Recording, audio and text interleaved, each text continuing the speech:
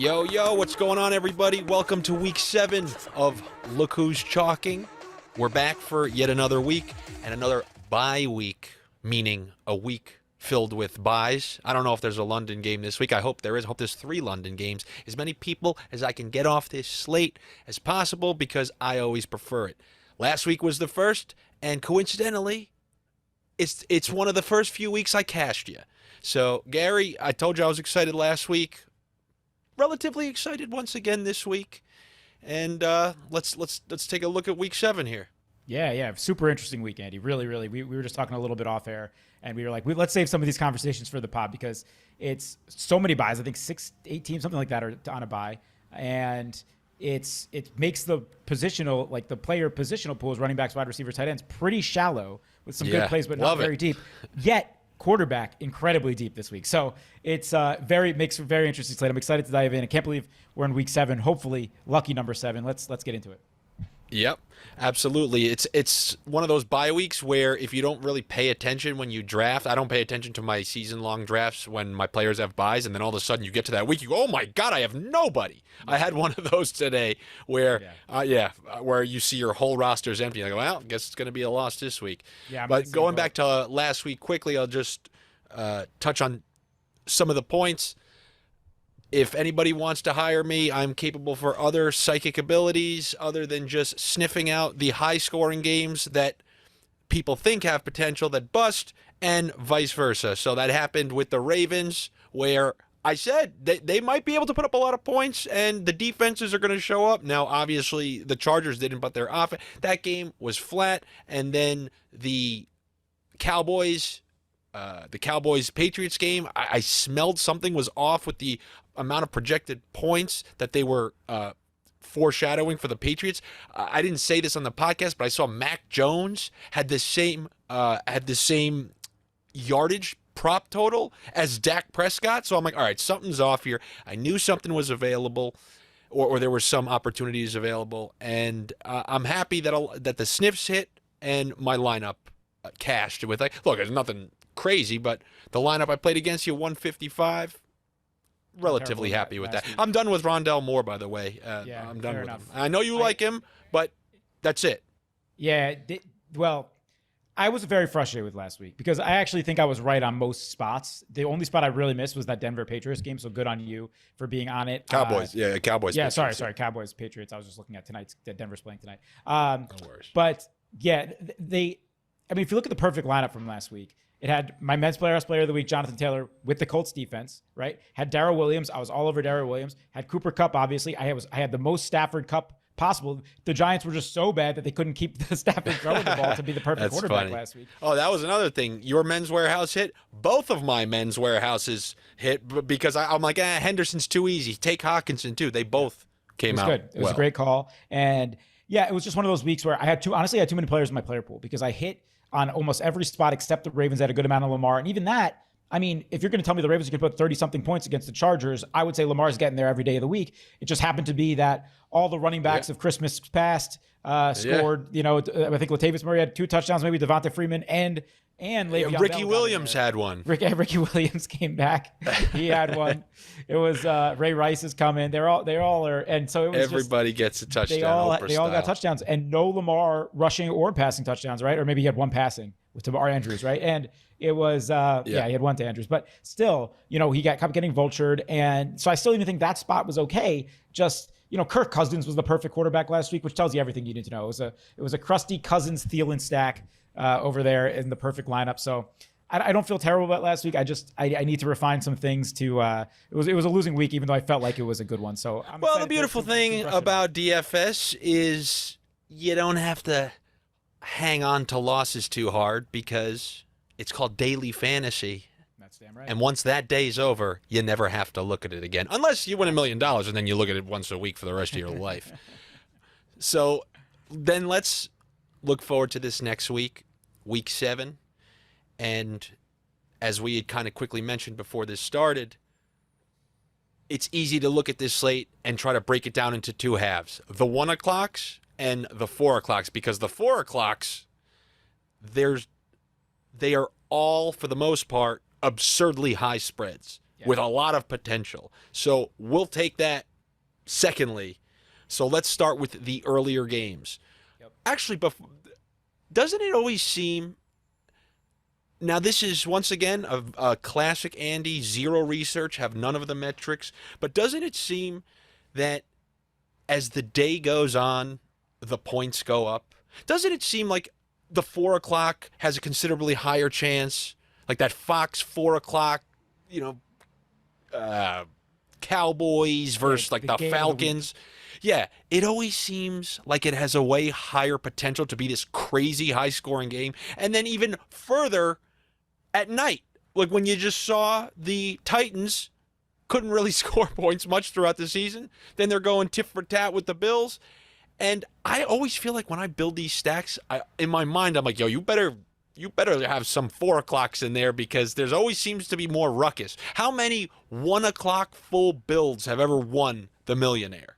Yeah, I wish I could have that in front of me. I'm sure there are plenty. Obviously, when I won, it was a 1 o'clock Chiefs games, stack. So, but did you have nobody at the? You had some sneaky guys in the 4s. I think.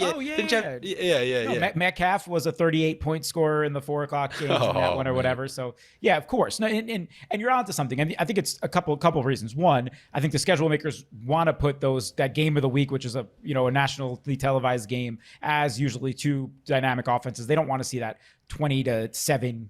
49ers Broncos game. They want to see Cowboys versus the Eagles or whatever that has a chance to really shoot out. So they put those higher over under games in that spot to begin with.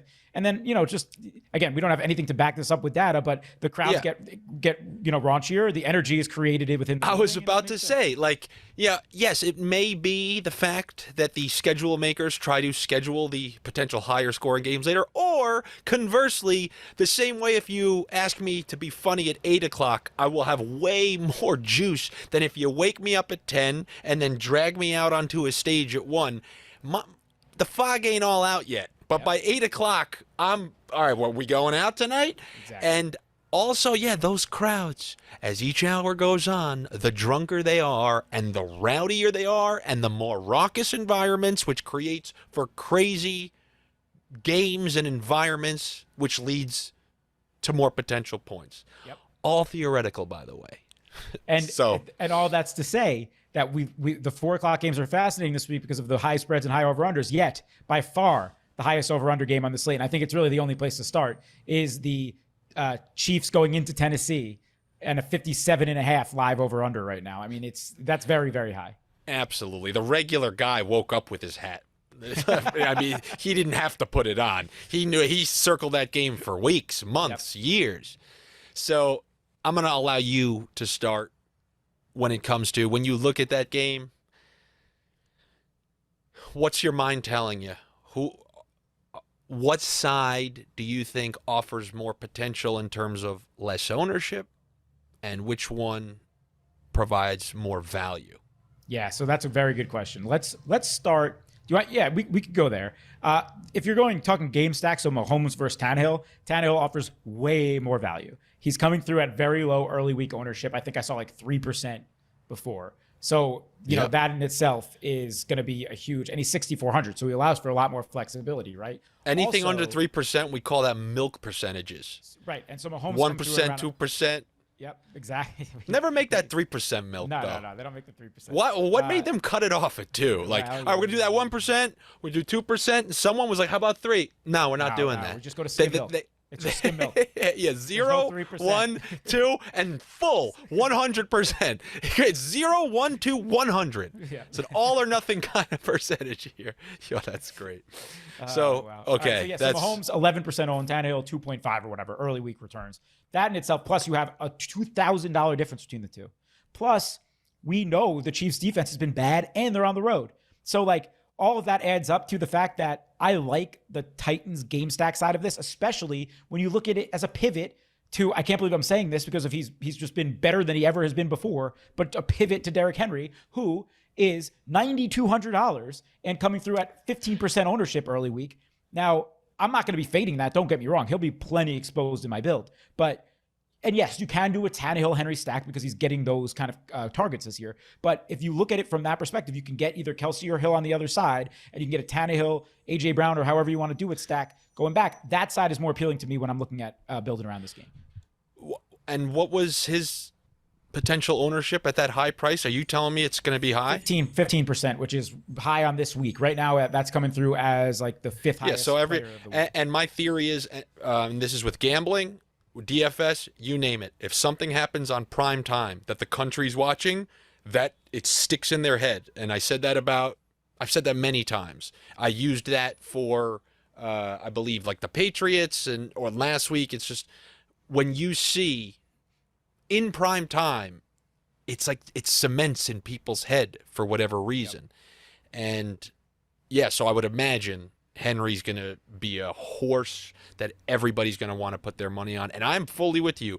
I'm going to have, as a guy who isn't able to do mass entries, and let's just say I get 10 lineups, he might be in one for me. Yeah. Which is, honestly, I think it's the right approach this week. Now, think of it this way, okay? It's a short week. We know that the Chiefs can be attacked on the outside. They actually are... they could be attacked on the outside through the air. We've seen it happen over and over again, and they've given up a tendency to give up a big play as well. Now, Henry is going to be a good play, and he actually might hit his floor. But from a tournament perspective, at $9,200, there are a lot of running backs from a point per dollar perspective in the 6,000-7,000 range that have a better chance at hitting their point per dollar. And can I say something quick about him? I love how I'm asking you permission to say something. So if you look at when they played in the playoffs 2 years ago, 3 years, I've lost track of time. I don't care. But when they played in the playoffs, the quick strike ability of the Chiefs allows them to potentially go up by multiple touchdowns. And you see this happen against sometimes when they play Lamar and sometimes when they play the Chiefs. The Titans. Yeah, he may be catching some passes, but when they need to like really play catch up, so you better hope if you're paying all that money for Henry that the Chiefs just don't go right down and score, and then like the Titans get a field goal and then they go right back down and score again. Because then you're going to be looking at a full game where you're not going to be able to lean into him. So you better hope they get up early or at least stay close, because that has the potential to game script him right out of there. And people forget about that. That happened to Henry, quite a bit at points throughout his career. And I know it's been very different lately. I'm just saying that's a huge price to pay against a team that can get up big quick, despite them not playing up to potential. I think that's a great point. And I bet you the Chiefs look at last week going into Washington and really blowing them out as a turning point for their season right now. And they're about to put their foot on the gas. Plus they had like 4 turnovers. Like, that's the worst you'll see from them. And Tennessee's defense still stinks. They're on a short week. Like, I agree with all of that. Now, I want to talk about the Chiefs' 2 main skill positions here. It's really important. So Kelsey and Hill both are going to be chalk. There's just no way around it. I think it's chalk you have to eat, but I think you can get leverage by really leaning on one or the other. And I really, really, really think the answer is Tyreek Hill this week, because the Titans low-key are good against tight ends. They're third, I believe, in DraftKings points allowed to tight ends, third least. You saw there was a reason I wasn't playing Dawson Knox in showdowns last week. I took his under 45-yard prop. It hit easily last week. And Kelsey's still a little banged up with some neck thing going on, a little neck stinger. So Tyreek Hill, the Titans can get completely beat over the top. Tyreek Hill is, been limited in practice the last couple weeks. He's fine. I like that as a run back. I like it with the stack. Don't get me wrong. You have to include Travis Kelsey. He's matchup proof. But if you really want to take a stand, give me Tyreek Hill this week for sure on that Chiefs side. All right, cool.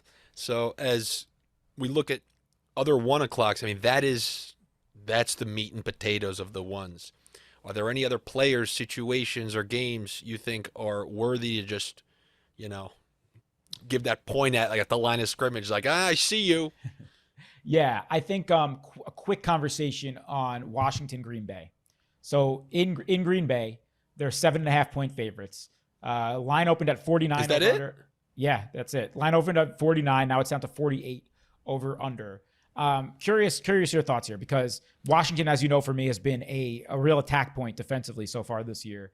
I've been really into the quarterbacks playing against them. Rodgers, midseason Rodgers starting to come about. He looked great in Chicago last week. I love so many quarterbacks on this slate, but I'm going to have a hard time not using any Rodgers here. So at first sniff, I looked at it.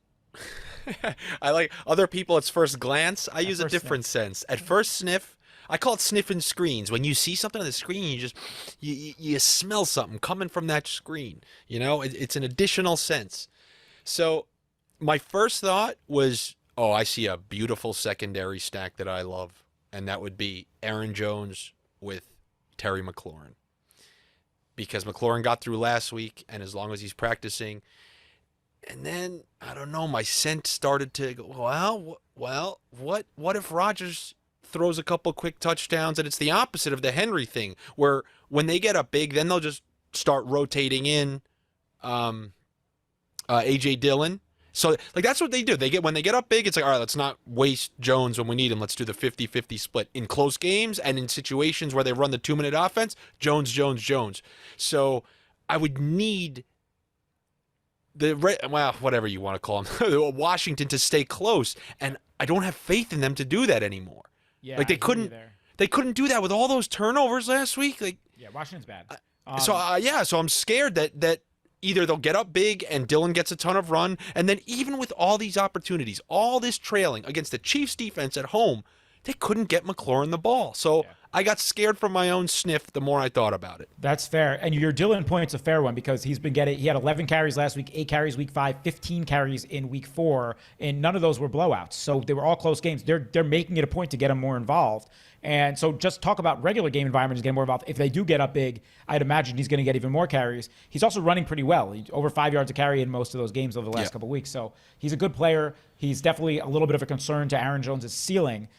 That said, I agree with you. It scares me a little bit from that secondary stack. The way I would approach this game, if I'm going to use it, is eat the Devontae Adams chalk. He's due for a big bounce back here. Coming off last week, I think he's as safe as a play as you get this week. Yep. Now he's coming through as the top owned receiver on the slate, so you make a decision as you want on that part. But what I would do, honestly, is an Aaron Rodgers, Devontae skinny with the J.D. McKissic bring back. That's how I'm looking at it because McKissic, to me, I don't think Gibson's going to play. It seems 50-50. If he does, he's not 100%. And game script's going to be You almost want him to be active to scare people away from McKissic. Right. He did participate in practice today. Today's Thursday, but it was limited. He had a limited participant. He's got a shin injury. Those don't heal quick, especially on guys that are pounding their legs. Oh, dude, are you kidding me? Somebody kicked my shin in soccer in the 5th grade. I still walk around with a half-crooked limp. So McKissic's one of my favorite overall running backs on this league because really high floor in a good game script for him. So that's the way I would approach it. But I think with so many good quarterbacks that we're about to talk about this week, and like kind of the overall scares about Washington being able to keep it close, and Green Bay likes both Jones and Dillon. I'm probably going the lightest on Rodgers of the top quarterbacks this week, but I am going to be showing some exposure there to Rodgers Adams. Cool. My alien ears, the same way they propped up about the Patriots versus the Cowboys last week, they propped up when I saw the projected point total for a road team that deserves to not be a favorite. I don't care who they're playing. They've deserved zero status of favorite. And that's the Atlanta Falcons visiting the Dolphins. And then when I thought about that, I go, that can't be true. The Dolphins can't be playing this week. They played in London. And then I realized this is going to be the first time that a team who went to London's got to trek their way back here and then go play on Sunday. You're going to have some major jet lag. You got double jet lag going both ways. Okay, so as soon as their mind starts to get reset, now you want to talk about a defense that's ready to take a shellacking, and maybe that's why the Falcons are projected. I think it was something around over 25 points. Ridley has disappointed a lot of people. He's had a lot of high catch games, like 7 catches, 8 catches. I think this is going to be one where he gets an 8 catch plus a touchdown.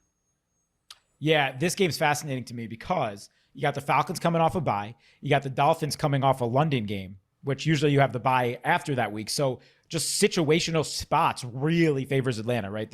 They're fully rested coming off the bye. The Dolphins are coming back from Europe. But then you take it this way. The Dolphins just lost to the Jaguars. I think there's rumors that Brian Flores was like the darling of all coaches over the last couple of years on the hot seat if they lose this game. Because then they would start 1-6. People had a lot of high hopes for Miami coming into this year. They're at home as home dogs here. And the line has moved in their favor. It started at, it's moved away from their favor. So they started as 1-point favorites. They are now 2.5-point dogs. So Vegas is telling you we really like Atlanta in this game. And Maybe this Miami team's just ready to lay down. There's Deshaun Watson rumors coming in. I like the Atlanta side here too. I like Ridley a lot, as you said. I think it's, I think your buy low window if season long on Ridley is about to close because I think he's in a good spot here. And I'm a big fan of Patterson. I think Mike Davis is in play in this spot. Yeah, and there's something like small, and I know nobody would think of this, but having somebody like Gage be active since week 2, yeah, he may not be productive, but what he has a familiarity within the offense, and Ryan feels comfortable. So something like that, weirdly enough, will open up even a little more of a window. Definitely. And with Pitts having that huge game, it's time for that big Ridley game. Yep. The other thing I say here, though, is, I'm fine with this game in secondary sacks. I'm not using Tua or Ryan just because I'm paying up a quarterback this week. Like the lowest I'm going to go, I think, is Jalen Hurts. So, but secondary stacks, it makes sense. Like Waddle, again, his average depth to target and his yards are crap, but he's getting 10 catches a game and finding the end zone. He's turned into the new Jarvis Landry down there. Exactly. Remember when Landry totally used to play there? Absolutely. And Gesicki also, we had 9 for 115 last week, and that Falcons matchup was great for him. So I like that, and I like Patterson and Ridley, and maybe even some crusty old Mike Davis. So there's definitely pieces here for secondaries. This year will go by, and mark my words, he will not make one lineup of mine. Yeah, I don't blame you at all. I just have ever since he screwed us last year, and knowing that they have, I hate those plotters, man. I hate them. But you never know. Quickly, last 1 o'clock before we hit the fun stuff at 4. Just talk about Lamar for a second. So the Bengals are going into Baltimore. They're 6.5 point. Baltimore 6.5 point favorites. We have a live of 46.5. So nothing too high on the over under. But it's a division game. The Bengals are good. They're what, 4-5-1 now, 4-2, something like that. They are a legit team. And the Ravens now are riding really high coming off that game. I think the Bengals make this game closer than you might think. I don't mind some Lamar stuff this week with a handful of different types of Bengals run backs, whether it be Chase, Higgins, or Boyd. I think Boyd is due in this type of game script, actually. Where, Boyd under 5,000. Yep, and so is Higgins, also under 5,000. So, those are. It's just an interesting spot. Let me take a look quickly at Lamar early ownership here, because compared to everyone else, I don't know what he's making, and he's $1,000 cheaper than Kyler. What's your take on Bateman, who had 6 targets last week? He's under 4,000. Under 4,000. He's my favorite cheap wide receiver of the week, and he's coming through at only 6% on early returns. So not only that, he played 80% of snaps or something in his first game, and that you're just going to see that keep going up. He's a good player. He passes the eye test. I think Lamar has done a better job passing the ball than he ever has this year. He's getting his receivers involved from a fantasy perspective. We haven't seen that before, so I like that a lot. Bateman, you'll be seeing some Bateman later, I believe. So. Yeah, and I'm actually going to watch American Psycho right afterward. I'm going to get a little Patrick Bateman after that as well. I have a receiver even cheaper than that I'm about to tell you about once we crack it. Yeah, how crazy is that? Low 3s. Nice. And I got, bust out the Claritin because it's going to be one hell of a sniff. All right, so where do you want? Like, all these 4 o'clocks are worth mentioning. So they're all worth talking about.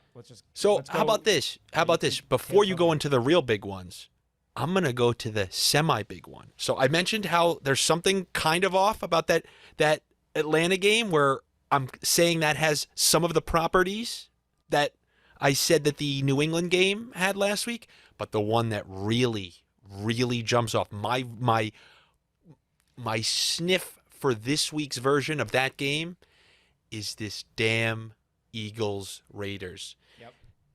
As that guy in blank check once said, something ain't stirring the Kool-Aid, man. But something ain't stirring the Kool-Aid on this game.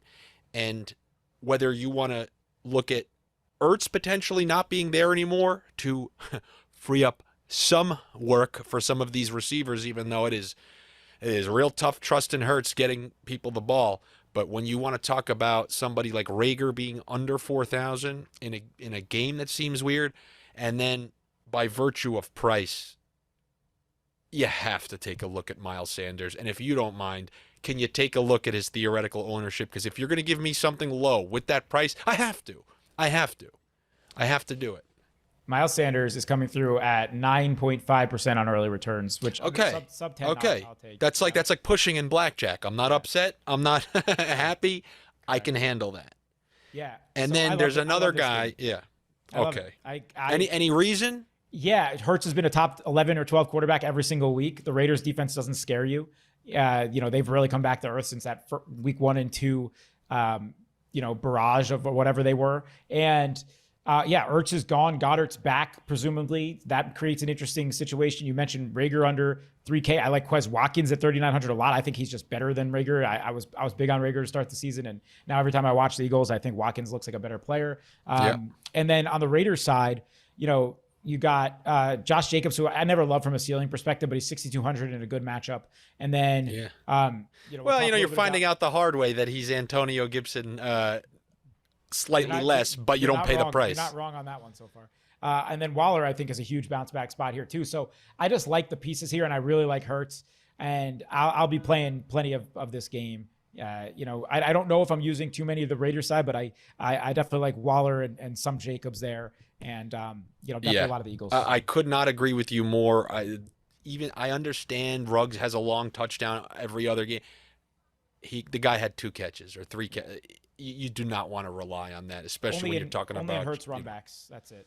He'll make some of those lineups, and that's about it. Yeah. So which of the big boys do you want to start with? The 425 games, the major ones. Oh, and let's just say that we're talking about Rams, Lions, Cardinals, Texans, and Bucks, Bears, and all of them are over at least 12-point spreads, with 2 of them being over 15 points. Yeah, let's go from least to most, which is hilarious because the least is Bears-Bucks with a 13-point spread currently.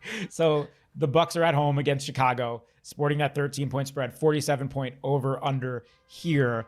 Now, I'll just start this as my large overarching point about all this. Hey, Gary. Yeah. Do you hear the taxi cab driver from from a Christmas Carol, the one with Bill Murray in the back just trying to stop you? The reason he was trying to cut you off was because I would like you, if you don't mind, there's a reason, to start the other way. Would you mind starting from the highest? I'm happy to do that. So let's start. I put in that favor from that cab driver, by the way.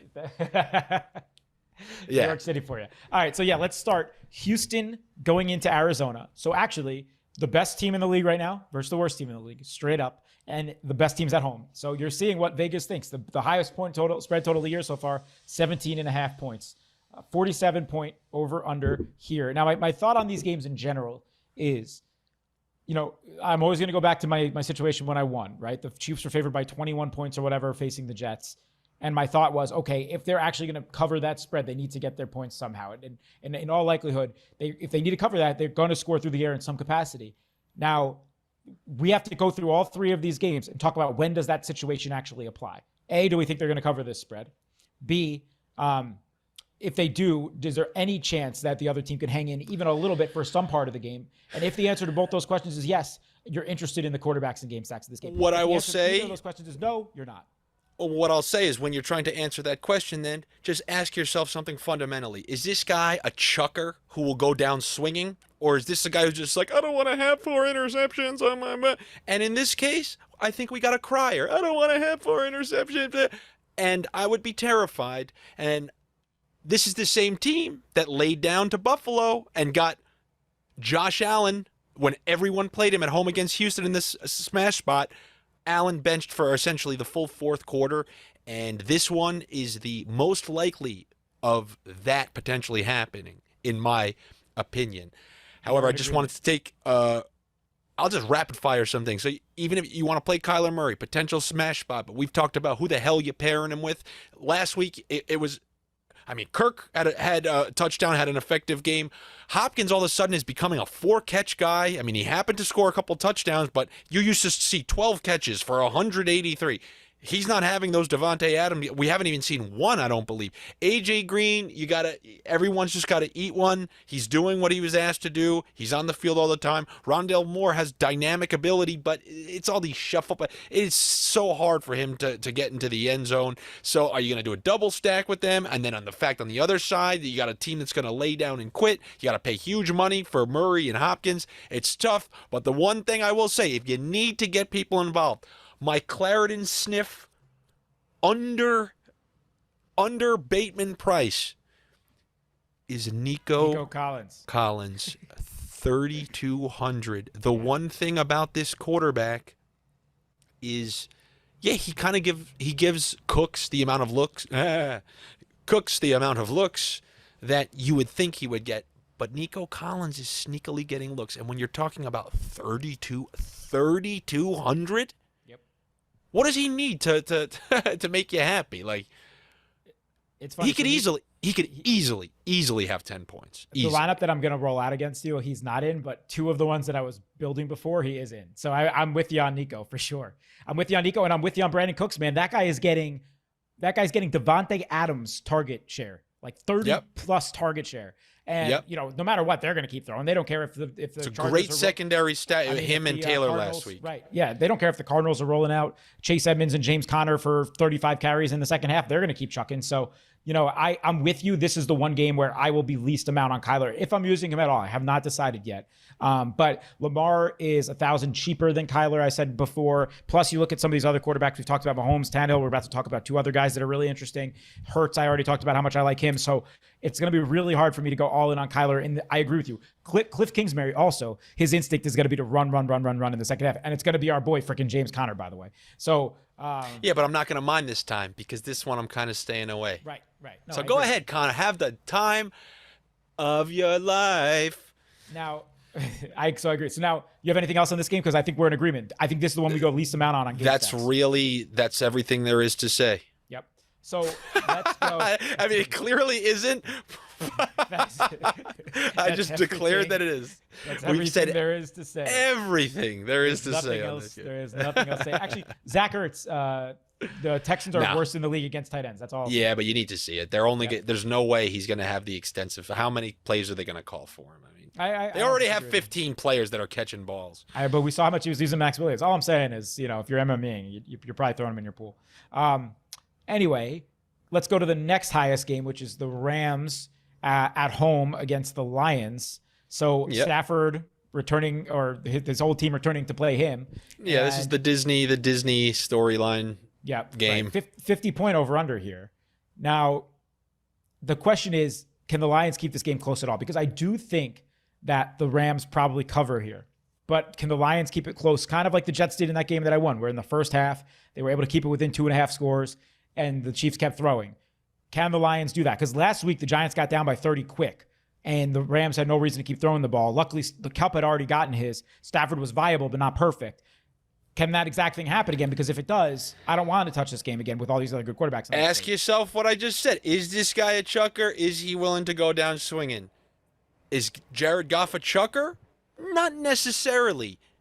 Did this team send him into the woods? If there was a chucking game. Like, you're talking about a guy who just got criticized by his coach, is winless. You go throw anything that's ever happened this week.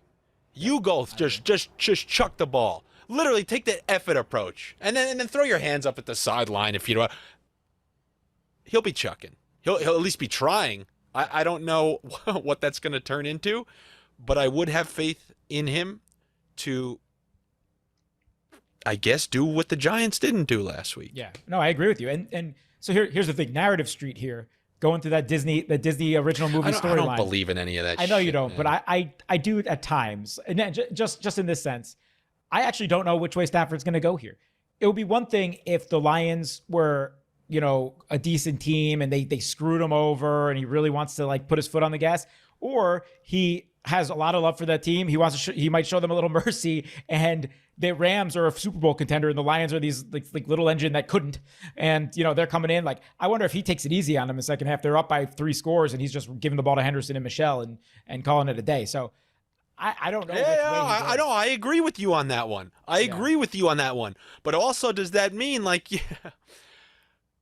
that's tough to say. But one thing that's guaranteed is that for 6,600, go look at your board again and tell me Henderson is not a top 3 owned person. He is top 3 owned running back. So there you go. He's right there with Fournette and Derrick Henry as the top 3 highest guys on the slate right now. So. Oh man, I would prefer him. I mean, he's up there. Like Fournette's going against that Bears defense. Yeah. And I mean, that doesn't seem appealing. I understand he's had a good stretch against the Eagles, and it's more volume for him. Like he's so locked in as their true bell cow right now, which is obviously appealing in that offense. And then Henry costs you everything. But I mean, Henderson has looked. He's looked great. I'm totally so Henderson right now. Early ownership's only 15%. I get it's high, but I'm totally cool going over the field on that. I think it's very safe chalk. He's only 6,600. Only an injury will screw you, which is a possibility. We're not talking about Kareem Hunt's 40% last week. We're talking about 15, 20% on Henderson. And they're using him, man. They're using him like a straight up bell cow. I will say this: if you're a tournament player and you do think they cover this spread, you gotta sprinkle in some Sony Michel because there's a good chance he finds the end zone. But just make sure he's practicing and stuff. I saw something weird yesterday that he didn't. Sure, make sure he's fully healthy. But he's only getting like 8 to 10 carries a game. But you gotta probably imagine that goes up by 3 to 5 in this week. So let's say he's got a 15 carry, ceiling, 15 to 17 carry ceiling this week, in a very good matchup where they're going to want to probably save some miles on Henderson if they are up big. I like Michelle in tournaments this week. So that's it. But yeah, Stafford, he's middle of the road. I'm going to be using him. I'm going to be using Kupp. I'll be using Woods. I'll be using Higbee. I'll be doing all of it. I don't know how much I love the Lions running backs. I guess Swift is interesting in the game script. Hawkinson again. I do like Hawkinson. Yeah, he's interesting in game script, but in LA, it's a tough matchup for them. But you're right. I think Goff knows. He got the message. He's going to be chucking this week for sure. So. Nice. And now, I guess let's go to the last one, right? Yep. Tom. We got the Buccaneers hosting the Bears. It seems like the Buccaneers, they're borderline getting Chiefs treatment now from this. Like to be projected to put up 30 points against that Bears defense without Gronkowski still is really, that's pretty big respect. 30 points is a lot of points. Oh yeah. Is there a chance that the Bears defense will scare away any potential buyers? Only in the sense that Brady, for example. Yeah, only in the sense that Brady is one of the lower owned of the high team total quarterbacks this week. So he's coming through only at 7%. So I like that a lot. Yeah, I like that a lot. The price is baked in there probably, but I'm with you, man. I like that a lot too. My thought is the Bears defense, they'll give you hell all game. They don't really quit. And I don't see Fournette being able to move the ball. So they're going to have to move the ball through the air. Yeah. And there's a guy named Chris Godwin he weaseled under 6,000 this week. Yeah, he's under 6,000. And you saw Evans have a bad week last week. I mean, and without Gronkowski there, Brown's been the star of the show. I'm a fan of working in Evans and Godwin this week, and Brown's price is up, spotlight's on him, and that's a team where any of the three can go absolutely off. I like all of them, and they're all Godwin at that number is the highest projected owned right now at 12%, but Brown and Evans are both around 6-7%. So I and none of those are like, oh my God, I can't touch it. It's not Devontae Adams 23% even for Godwin. So I'm fine with all of those guys. And the reason you have to sprinkle Lenny in is it's not because of what he's going to do on the ground. It's because he's got to get his 6 or 7 catches. He's a true 3-down back right now. And, especially if they're taking who would have thought the field. Yeah, I mean, fully, volume-wise, you dream of that kind of volume. He's like James Robinson and him are getting the most type of actual volume right now in the league, And, hey, I spoke Robinson that week, and he's been a beast ever since. Yeah. So, you can't ignore that, but I get it. At that ownership, I'd rather go with the Brady receiver stacks, but I will be sprinkling in Fournette. But what I'll probably do to differentiate myself from the field is Fournette will have to play either with Brady or with a Bear, right? He's going to have to play with something. I need correlation for him. There's too many good, there's the Hendersons. I like Patterson. There's too many good guys that I'm okay letting them go by themselves, where Fournette, you're right, on the ground, it's not necessarily as good of a matchup as I would like. So I want correlation there.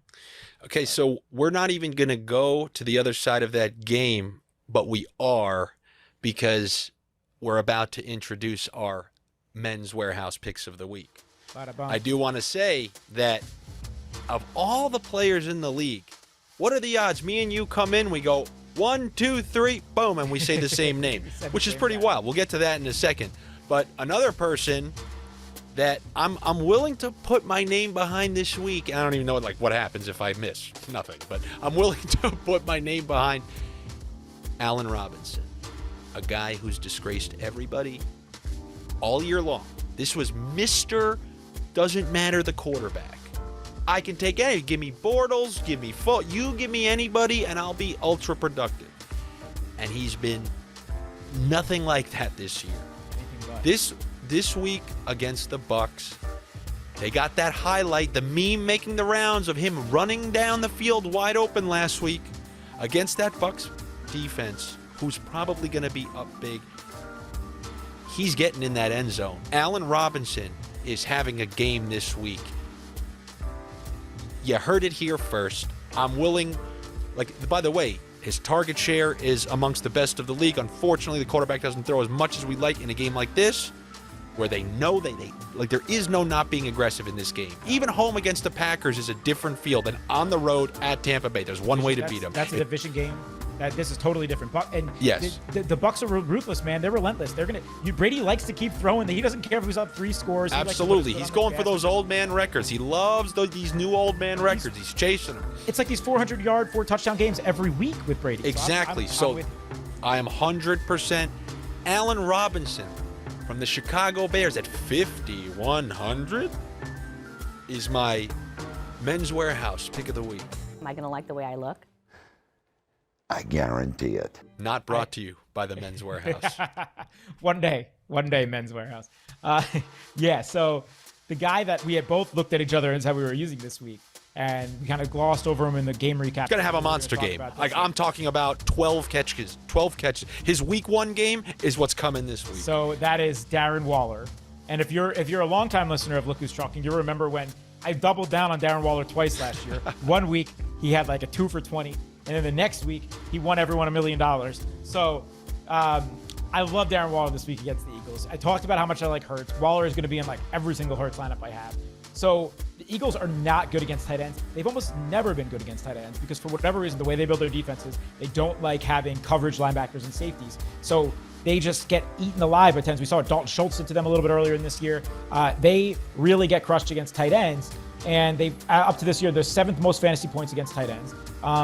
I love Waller if you have the guts to use Derek Carr this week, that's fine. I'm not doing it, but I like Waller alone. I love him on the other side of, you can do Goddard and double tight ends. I'm fine with that. I like him on the other side of all different types of Hurts stacks.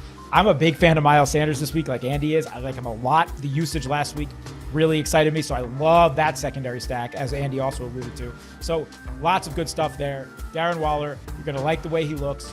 We both guarantee it. I'll give one more, and I mentioned him quickly just because Waller is kind of a mixed one. J.D. McKissic's my 1B. I love J.D. McKissic this week. I think he's 5,000. His reception if they're floor this is so cheap, high.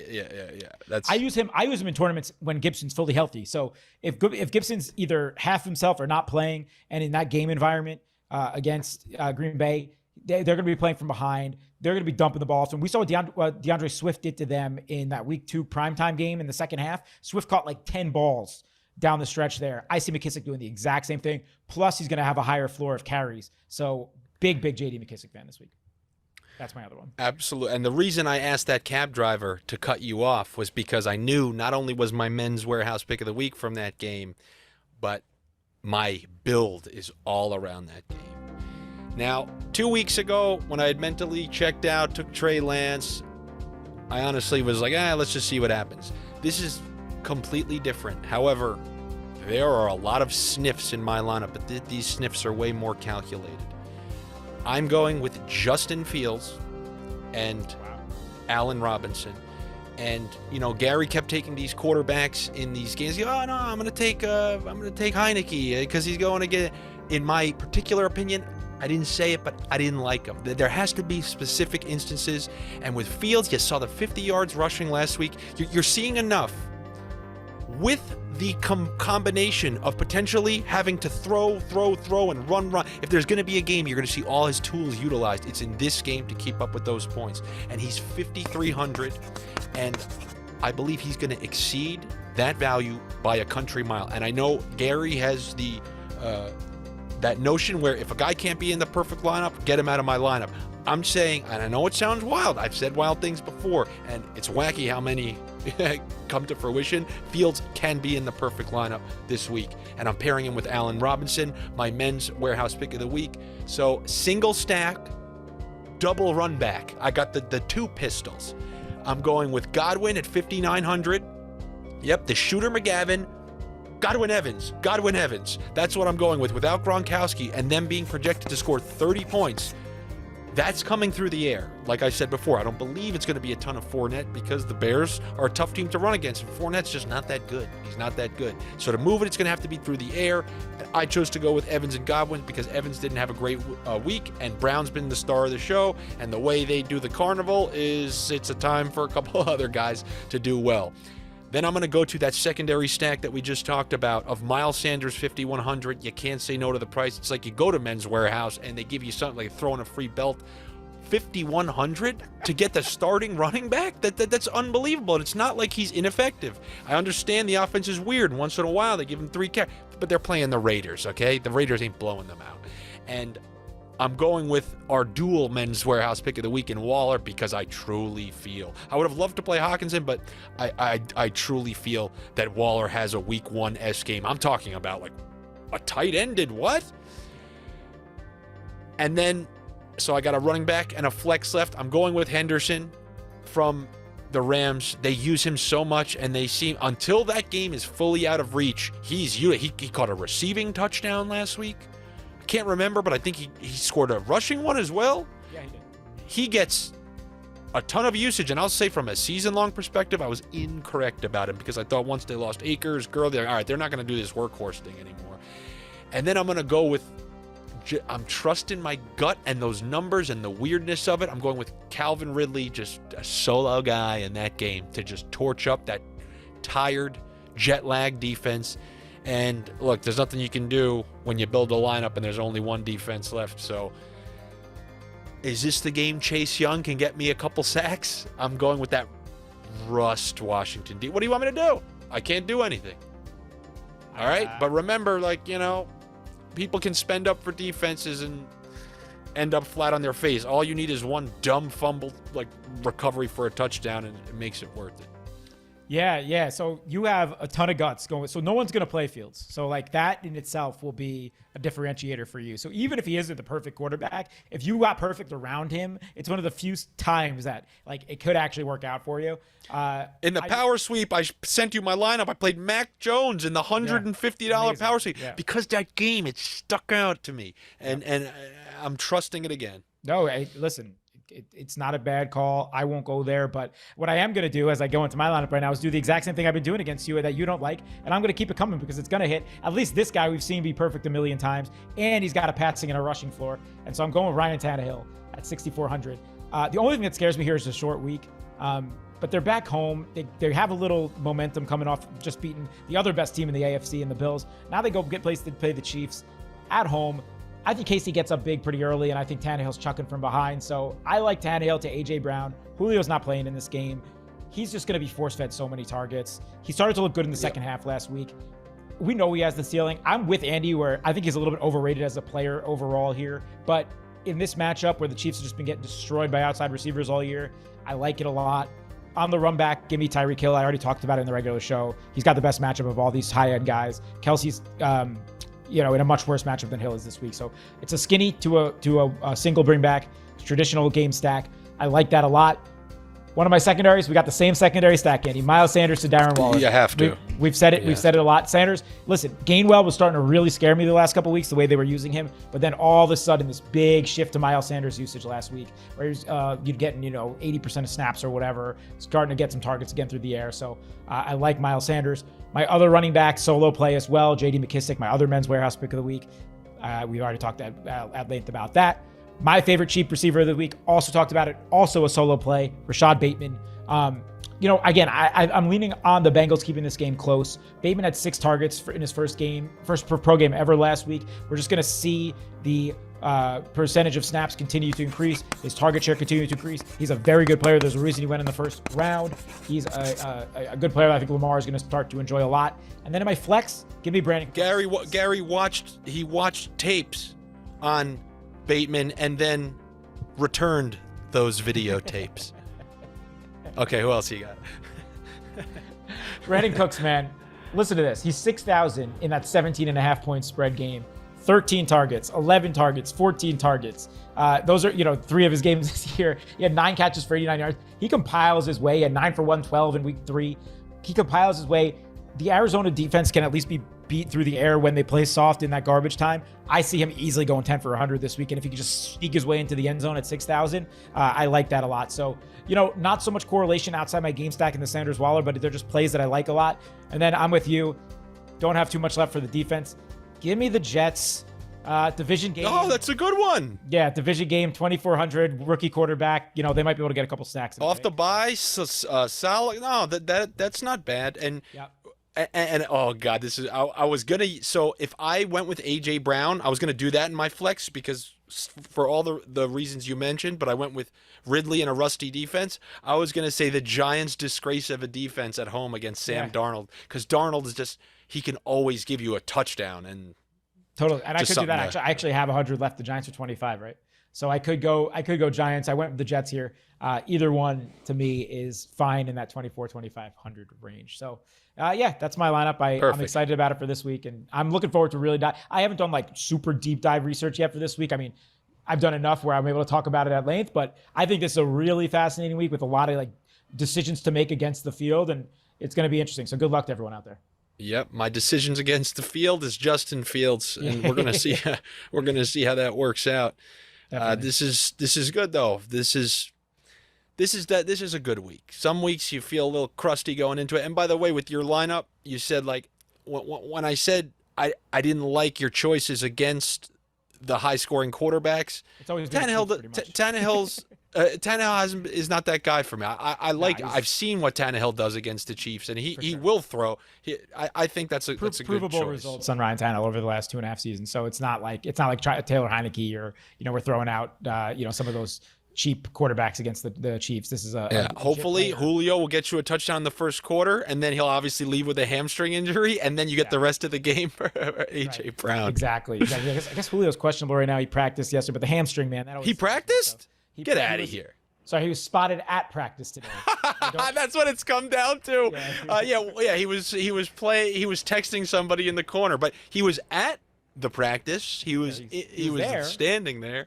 That's funny. Anyway, real quick, I just want to plug a couple things. So NBA started back up. If you're into basketball DFS as well, like I definitely am. I still am working for my friends over at Establish the Run. I couldn't recommend our NBA product enough. We're grinding like crazy every night projections. I'm on live shows 2 or 3 days a week, breaking down every night's NBA slate. It's well worth your money if you're an everyday player of NBA DFS. So go check it out. Establish the Run NBA. You can see a lot more of me.